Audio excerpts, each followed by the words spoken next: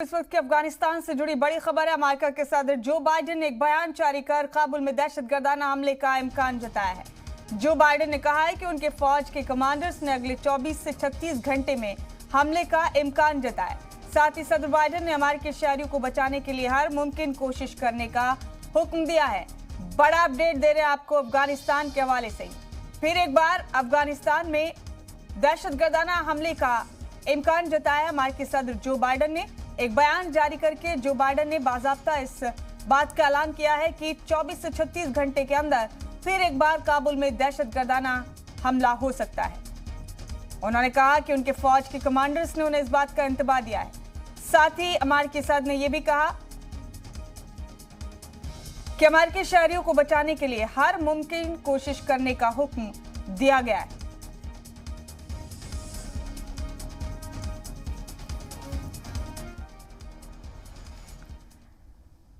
तो हम आपको तस्वीरों के जरिए अफगानिस्तान के हालात दिखाएंगे। काबुल एक वॉर जोन में तब्दील हो चुका है। 26 अगस्त को काबुल एयरपोर्ट पर हमला हुआ और इस हमले की वजह से मौत की तादाद करीब 200 के करीब हो चुकी है और सिर्फ 36 घंटे के अंदर अमेरिका ने इसका बदला ले लिया और 2 दहशतगर्दों को मार गिराया। अब 28 अगस्त को बाइडेन ने एक बयान जारी कर कहा है कि काबुल एयरपोर्ट पर फिर से हमला हो सकता है। यहां से रेस्क्यू ऑपरेशन जारी है। काबुल एयरपोर्ट पर भीड़ मौजूद है और यहाँ के हालात बहुत बुरे।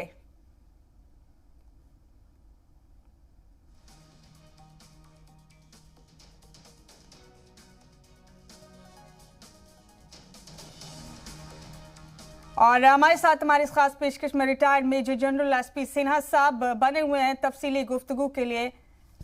उन्हीं का रुख करेंगे हम। सिन्हा साहब, खैर मकदम है आपका। जी सलाम पर हमारी आवाज मिल रही है सर आपको? आवाज बहुत कम है, थोड़ा आवाज तेज कीजिए। एसपी सिन्हा साहब, आप सुन सकते हैं मुझे ठीक से? नहीं, आवाज बहुत कम है। ठीक है, हम कोशिश कर रहे हैं कि आप तक हमारी आवाज ठीक से आए।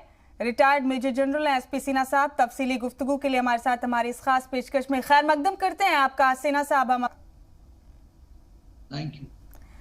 सिन्हा साहब, अफगानिस्तान के हालात पूरी दुनिया जान रही है और काबुल एयरपोर्ट पर धमाकों के बाद से हालात और भी ज्यादा कशीदा हैं। अमेरिका ने फिर एक बार इंतबाह दिया है, अलर्ट किया है कि 24 से 36 घंटों के अंदर फिर कोई दहशतगर्दाना हमला हो सकता है काबुल में। आईएसआईएस खुरासान का रोल सामने आया है काबुल एयरपोर्ट पर हमलों के बाद। कुछ एक्सपर्ट्स का कहना है कि आईएसआईएस और तालिबान अब अपने वजूद की जंग लड़ रहे अफगानिस्तान में। आपके मुताबिक इस सूरत हाल को कैसे समझें?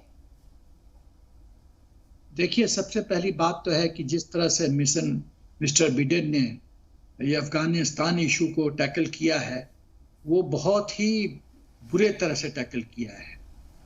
29 फरवरी 2020 को दोहा एग्रीमेंट हुआ था जिसमें तालिबान को अमेरिका ने कहा था कि आप आश्वासन दो कि आप अलकायदा से आप अपनी नज़दीकी और पूरी रिश्ता ख़त्म करोगे, उनको किसी तरह से सपोर्ट नहीं करोगे। और उस समय तालिबान मान गया था, लेकिन जमीनी स्तर पे क्या हुआ? जमीनी स्तर पे कुछ नहीं हुआ।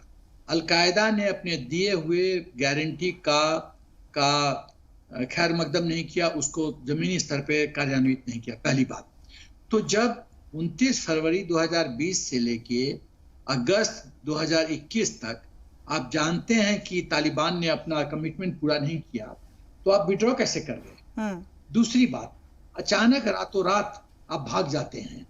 तीसरी बात, 86 बिलियन डॉलर्स का मिलिट्री इक्विपमेंट आप अफगानिस्तान में छोड़ के चले जाते हैं जो कि तालिबान के पूरे कब्जे में आ जाता है। चौथी बात, अभी आप एडवाइजरी इशू कर रहे हैं कि खतरा है 24 से 36 घंटे में। आप अपने लोगों को एक जंगल में छोड़ देते हैं और कहते हैं कि वो शेर का खतरा है, बच के रहना। वो कैसे बच के रहेगा? आप विश्व के सुपर पावर नंबर 1 हैं और आप अपने लोगों को सुरक्षित नहीं कर पा रहे हैं और लोगों को कह रहे हैं कि आप अलर्ट रहो, खतरा है। तो ये किस तरह का रोल आप अदा कर रहे हैं? आप किस तरह के वर्ल्ड सुपर पावर नंबर 1 है? सवाल ये है कि इस पूरे इंसिडेंट में अमेरिका की छवि में बहुत गिरावट हुई है। अब कोई भी देश अमेरिका को अपने स्ट्रेटेजिक एलाई के रूप में नहीं देखेगा, क्योंकि वो जानता है कि जब समस्या बढ़ेगी, जब कठिन वक्त आएगा तो अमेरिका साथ छोड़ के भाग जाएगा। तो ये अमेरिका की जो पहचान है उसमें इतनी बड़ी डेंट लगी है, छेद हुआ है, जिसको कई साल लग जाएंगे अमेरिका को सुधारने में। तीसरी बात, उन्होंने खुला स्पेस दे दिया है चीन और पाकिस्तान को। आप देखिए, रोमेल टैक्टिकल विड्रॉल का मास्टर था सेकेंड वर्ल्ड वॉर में। आप टैक्टिकल विड्रॉल करना था तो एक तरीका होता है, रातों रात चुपके चुपके भागने से काम नहीं चलेगा जी। आपने जितने आपके एयरक्राफ्ट, उसके 16,000 सिविलियन कॉन्ट्रैक्टर थे, उसको रातों रात आपने भगा दिया। तो जितने एयरक्राफ्ट आप छोड़ के गए वो तो पूरी तरह से इनऑपरेटिव हो गया। वो तो अफगान के पास अवेलेबल नहीं है, वो इस्तेमाल नहीं हो सकता। तो आप अफगानी सेना के साथ जो आपने अफगानिस्तान के साथ वफादारी दिखानी थी, वो तो पूरा आपने गड्ढे में डाल दिया जी। सवाल ये पैदा होता है कि बिडेन कहते हैं कि हम कब तक दूसरों की लड़ाई लड़ेंगे। आप यदि सुपर पावर बनना चाहते हैं तो आपको पैसा खर्च करना पड़ेगा, आपको मिलिट्री रूप में इंटरफेयर करना पड़ेगा, तभी आप नंबर 1 पावर कहलाएंगे। बिल्कुल। यदि आप ये सोचेंगे कि दूसरों के लिए मैं, आज सवाल ये है कि 18-20 महीने में, पिछले 2 साल में अमेरिका का तो एक भी सोल्जर नहीं मरा है, न ब्रिटेन का मरा है। फिर भागने की जल्दी क्या थी? क्यों भागे आप? क्यों आपने थाली पे परोस के अफगानिस्तान को तालिबान को दे दिया जी? ये क्या व्यवस्था थी? सेना साहब, एक और कश्मकश है इस पूरे मामले में, जिस तरह से आपने तफसील से बताया है, तो आपको लगता है कि अमेरिका से इसे डील करने में दिक्कत हुई, या फिर आपको अमेरिका का किरदार इसमें मशकूक नजर आ रहा है, यानी कि अमेरिका पर किसी तरह का कोई शुबा हो रहा है कि इनडायरेक्टली उसकी तरफ से मदद हो गई तालिबानियों को, या डील करने में चूक हुई? ये देखिए, मुझे लगता है कि पाकिस्तान ने अमेरिका का बेवकूफ बनाया है। पाकिस्तान ने अमेरिका को समझाया कि तालिबान को सिर्फ पॉलिटिकल सोल्यूशन चाहिए, सत्ता चाहिए, और उसको कोई लेना देना नहीं है और शांति कायम रहेगी। जबकि सच ये है कि तालिबान को एक मिलिट्री विक्ट्री चाहिए था, और पाकिस्तान ने जैसे भूतकाल में भी 20-30 साल से अमेरिका का बेवकूफ बना रहा है, वो फिर अफगानिस्तान के परिप्रेक्ष्य में उसने अमेरिका का बेवकूफ बनाया है। देखिए, 9/11 के बाद अमेरिका, पाकिस्तान का रोल अफगानिस्तान में अमेरिका ने बहुत कम कर दिया था, और हिंदुस्तान की हमारी जो हमने $3 बिलियन का वहाँ इंफ्रास्ट्रक्चर क्रिएट किया, उससे हमारी पहचान अफगानिस्तान में बहुत ऊंचाई पर छू रही थी जी। पाकिस्तान को ये पच नहीं था। पाकिस्तान चाहता था किसी तरह से हिंदुस्तान निकले, और हिंदुस्तान निकले तब जबकि तालिबान सत्ता में आए। तो ये जो पाकिस्तान की सोच थी, और जब तक अमेरिका को बेवकूफ नहीं बनाएगा, जब तक अमेरिका वहां से निकलेगा नहीं, तब तक तालिबान सत्ता में नहीं आएगा। तो ये सब कड़ी है, ये स्ट्रेटजिक जो कॉन्स्पिरेसी थी पाकिस्तान की, उसकी एक कड़ी है। उस कड़ी को अमेरिका समझ नहीं पाया, और आज इतनी बुरी हालत है कि आप देखिए कि अमेरिका के गलती के कारण अमेरिका ने अफगानीज को और अमेरिकन सोल्जर्स को वुल्फ के सामने फेंक दिया है। और जितनी माँ बहन या बेटियों का बलात्कार हो रहा है, उसके लिए मॉरली रिस्पॉन्सिबल है अमेरिका। आप ऐसे कैसे कर सकते हो? मुझे तो समझ में नहीं आता। आप जितना वीडियो देखिए, अमेरिका के जो कमांडर्स हैं जिन्होंने अफगानिस्तान में सर्विस किया है, सब खिलाफ बोल रहे हैं। ऐसा कैसे हो सकता है? आप मतलब एक प्रेसिडेंट हो, आपका इंटेलिजेंस, आपका इनपुट था, आप कहते कि 12 अगस्त को आप कहते हो कि 3 महीना लगेगा तालिबान को काबुल पहुंचने में, और तालिबान 14 अगस्त को टेक ओवर कर लेता है। आप कहते हो 3 महीना, वो 2 दिन में टेक ओवर कर लेता है। तो आपका कैसा इंटेलिजेंस नेटवर्क है? आपका कैसा इंटेलिजेंस डिपार्टमेंट है जो 2 दिन में होने वाला उसको आप 3 महीने का अवधि दे रहे हो? अब मान लो चलो 3 महीने के बाद तालिबान काबुल को टेक ओवर करता है, तो आप क्या तमाशा देखोगे धृतराष्ट्र की तरह? आपका मोरल रिस्पॉन्सिबिलिटी नहीं है। एक और बिंदु मैं कहना चाहता हूं कि यूनाइटेड नेशंस क्या कर रहा है। United nation peace keeping force अभी तक लैंड क्यों नहीं किया काबुल में? क्यों धृतराष्ट्र की तरह आंख मूंद करके तमाशा देख रहा है? जो कारण बना सेकेंड वर्ल्ड वॉर होने का, जब लीग ऑफ नेशंस फेल हुआ फर्स्ट वर्ल्ड वॉर के बाद, तो सेकेंड वर्ल्ड वॉर का जो कारण बना वही थर्ड वर्ल्ड वॉर का कारण बनेगा। Failure of United Nations. अभी तक यूएन पीस कीपिंग फोर्स वहां लैंड क्यों नहीं किया है? अभी तक आपने तालिबान का टेक ओवर के लिए आपने क्यों नहीं कहा ये गैर कानूनी है? जी, क्यों नहीं आपने सैंक्शंस लगाए? क्यों नहीं? और इसका जो मेन मुखिया है पाकिस्तान, उसके खिलाफ आपने क्या किया? क्यों नहीं पाकिस्तान टेररिस्तान घोषित किया? क्यों नहीं उसको ब्लैक लिस्ट में डाला? FATF आपका 13 देश में थे, 10 कहता है कि डालो ब्लैक लिस्ट में, 3 कहता है नहीं, तब मान जाते, 3 की बात होती। War a legal system, rule of majority चलेगा, एक आदमी कुछ बोलेगा। यूएनएससी में वही प्रॉब्लम है। हाफिज सईद को ग्लोबल टेररिस्ट बनाना है, चाइना बोलता है नो, नो हो जाता है, वीटो लगा देता है। ये जो निकम्मी प्रोसीजर है, इसको तो फेंकना पड़ेगा ना जी। मेजॉरिटी की बुद्धिमत्ता को महत्व दिया जाएगा, या एक देश, चाइना रोग कंट्री है, पाकिस्तान रोग कंट्री है, तो ये दोनों रोग कंट्री पूरे विश्व को घुमा रहे हैं और विश्व तमाशा देख रहा है। जिस तरह से महाभारत हुआ था, क्योंकि लोग पैसिव, भीष्म पितामह ऐसे लोग चुपचाप तमाशा देखते रहे, धृतराष्ट्र तमाशा देखते रहे, उसी तरह से लोग तमाशा देख रहे हैं सुपर पावर और जो जिहादी सेंटिमेंट्स जी। सिन्हा साहब, तो क्या तालिबानियों को इसका अंदाजा पहले से हो गया था कि अगर अमेरिका के साथ उनका कोई मुआहदा, कोई समझौता चल भी रहा है, तो क्या वो जानते थे ये बात कि आने वाले वक्त में वो बहुत मजबूत सिचुएशन में होंगे? क्योंकि पिछले साल सितंबर में अमेरिकी फौज के साथ एक मुआहदे पर, एक समझौते पर दस्तखत के बाद तालिबानी लीडर ने दोहा के एक लग्जरी होटल में ये कहा था कि इसमें कोई संदेह नहीं है, अब्बास स्टानिकज़ई ने कहा था, इसमें कोई शक नहीं है कि हम जंग जीत गए। और फिर उन्होंने रिपीट किया, इसमें कोई शक नहीं है कि हम जंग जीत गए हैं।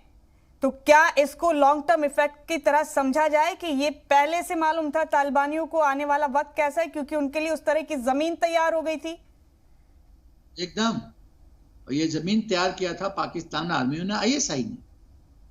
जब मुझे तो लगता है कि ये कॉन्स्पिरेसी में अमेरिका भी इन्वॉल्व है। आप रातों रात कैसे भाग सकते हो? सुबह में अफगान ऑफिसर्स को पता चलता है कि अमेरिका की सेना तो गई। ऐसे कैसे कर सकते हो आप? एक प्रॉपर हैंडिंग टेक ओवर होता है, एक कंटिजेंसी प्लानिंग होता है कि मान लो 3 महीने के बाद अब तालिबान काबुल पहुंच जाता है, तो किस तरह से शांति कायम रखा जाएगा? एक तरीका होता है, एक मिलिट्री अप्रिसिएशन होता है। ये तो कुछ नहीं हुआ। तो मुझे लगता है कि तो षड्यंत्र में अमेरिका भी शामिल है। इसीलिए आप देखिए, ये अभी ये जो काबुल एयरपोर्ट पे जो उसमें 153 से भी ज्यादा अब लोग बोल रहे हैं कि 200 लोगों की मौत हुई है, 13 अमेरिका के मिलिट्री पर्सनल की मौत हुई है। और तालिबान कहता है कि ISI का हाथ है, अमेरिका कहता है ISIS का हाथ है, ISK का हाथ है। सवाल पैदा होता है कि ये दोनों का विश्लेषण क्यों मैच कर रहा है? क्योंकि अमेरिका जानता है कि यदि तालिबान का नाम लेगा तो तालिबान पे हरकत करना पड़ेगा। तालिबान पे हरकत करेगा तो उसके जो लोग अभी बचे हुए हैं अफगानिस्तान में या काबुल में, उनकी जान खतरे में होगी। तो बेस्ट है कि शिफ्ट कर दो ब्लेम, तालिबान से ब्लेम शिफ्ट कर ISK पे, और टोकन जेस्चर दिखाओ, ड्रोन भेजो, 6-7 लोग को मार दो। सवाल तो ये है कि पर्दे के पीछे क्या षड्यंत्र हो रहा है जी। तो आप यदि ISK के मारे हैं 8 लोग, तो क्या ISK का स्ट्रेंथ सिर्फ 8 है? वो तो हजारों में है जी, में है। और सिन्हा साहब जी, सिन्हा साहब, ISIS के और तालिबान, इन दोनों को कैसे समझेंगे? अब अफगानिस्तान में कोई माहिरीन कह रहे हैं कि इन दोनों की मिली भगत है, ये कोई कह रहा है कि अब अपने अपने वजूद की लड़ाई लड़ रहे हैं ISIS और तालिबान अफगानिस्तान में, क्योंकि ISIS के कोई लगता है अभी तक कि अफगानिस्तान में उनका वर्चस्व बने आ रहा है, बने रहना चाहिए, चाहे थोड़े हिस्सों पर ही सही। इसको कैसे समझेंगे?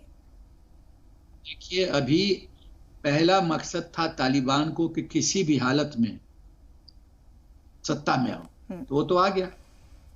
अब ISK समझता है कि तालिबान उतना एग्रेसिव इस्लामिक कॉन्सेप्ट नहीं लागू कर सकता है जितना वो कर सकता है जी।